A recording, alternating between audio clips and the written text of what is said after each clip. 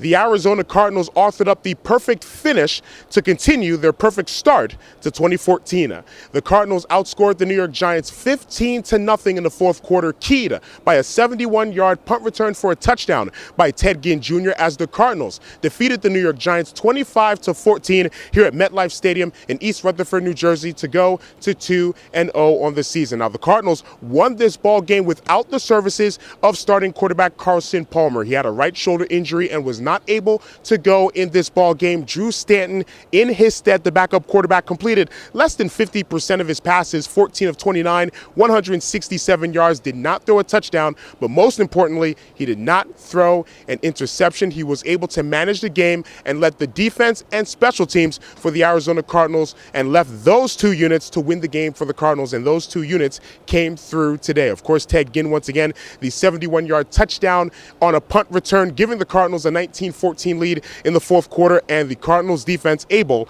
to salt the game away. And after the game, I talked with one of the defensive stalwarts for the Arizona Cardinals and one of the best defensive ends in the National Football League, Calais Campbell, and I asked him, how does a 2-0 start in one of the toughest divisions in football, the NFC West, sound? 2-0 has to be a pretty good sounding number right now, this part of the season, right? Oh, yeah, it feels real good. Did you feel like this defense today had a little bit more responsibility because of the injury to Carson Palmer and he not being able to play today? Naturally, we know that, if we play our game, we give our team the best chance to win. But we also believe that Drew is a good quarterback and he can get the job done. And he showed that today. Our goal is to get him short fields and opportunities to make plays, and he did a good job today. Over the past 5 seasons, you've been one of the best defensive ends in the league. You've had 6 sacks in at least the past 5 seasons, 9 sacks last season. What's been the key to your consistent success in the National Football League? Being a defensive end is not easy with all the left tackles and right tackles being paid to block you guys. What's been the key? I think most of it is just have some good coaches along the way. Some guys that really help me fine-tune, what I do, And, I got a good team around me, good defense, a lot of good players around me, so they make my job a lot easier.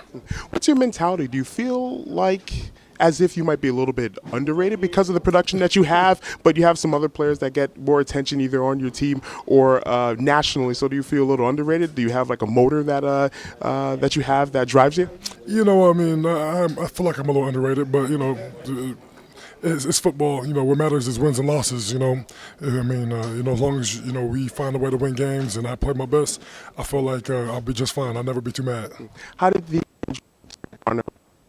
personally? A lot. That's one of my best friends. We've been playing together for a long time, and he's just a guy I admire and love to be around. So, losing him that hurt, but things are getting better, looking up, and I feel like we have Tommy Kelly signing was huge for us. And I'm happy he's here. Are you guys a little bit more motivated given the fact that Seattle's defense is talked about a lot, San Francisco's defense is talked about a lot? Do you play with a little chip on your shoulder, at least as a collective group, because of some of the defenses in the division, especially St. Louis as well is being talked about as a great defense? Yeah, I think our motivation is just to win.